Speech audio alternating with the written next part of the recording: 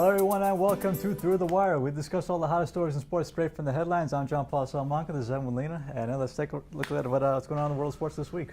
Got the playoffs. Yeah, Playoffs. Major League Baseball playoffs. 162 games are done, and now the October season is coming on.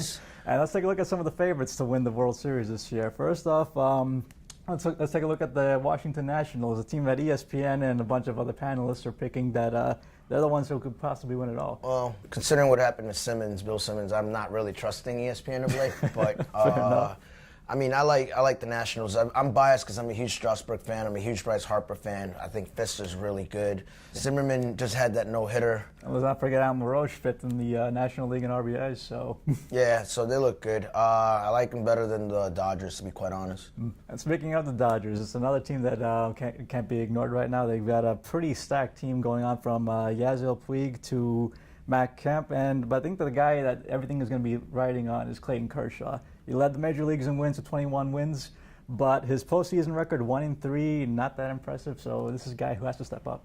It's his first postseason last year, if I'm not mistaken. So I mean, that's a small sample set to even gauge that as of right now. Let's wait and see. You know, they ran into a buzzsaw last year in St. Louis, so we'll see what happens. And another team that could be a buzzsaw is the Detroit Tigers up in the American League. This is a team that's, I mean, their depth for years has been just completely stacked. I mean, I don't think they're missing pretty much anything. Pitching, they have Max Scherzer, they got Justin Verlander. Hitting-wise, Miguel Cabrera, former Triple Crown winner. But I think that they've been one of those teams that have been continuously coming close but falling short usually. I think maybe this year possibly could be their year. I'd prefer the team of destiny, the Kansas City Royals, to be honest. It would be their luck that they end up playing against Kansas City and they keep rolling. They're a likable team. They're America's team as far as I'm concerned, so I hope they choke again in Detroit. That should be an interesting series to see if it happens, so let's keep an eye on that. And moving on from the diamond to the gridiron, NFL season, right now we're rolling into week 5, and some teams are already starting to separate themselves from the pack. First off, the Dallas Cowboys. After losing their home season opener, they've rattled off 3 in a row. What do you think? They beat teams they're supposed to beat. They beat sub-500 teams. They beat a team in the Saints that can't win on the road. I'm not impressed. I'm just not. I'm sorry. The Cowboys are all hyped. They're ESPN hyped. They always have been. They always will be. They're going to end up 500 like they do every year.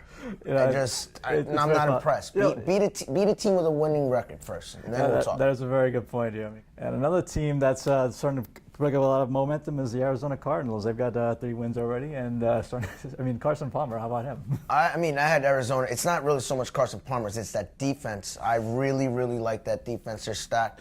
I had predicted that they would make the playoffs over the San Francisco 49ers. I thought the Niners are going to take a step back considering all the issues that they're having with personnel.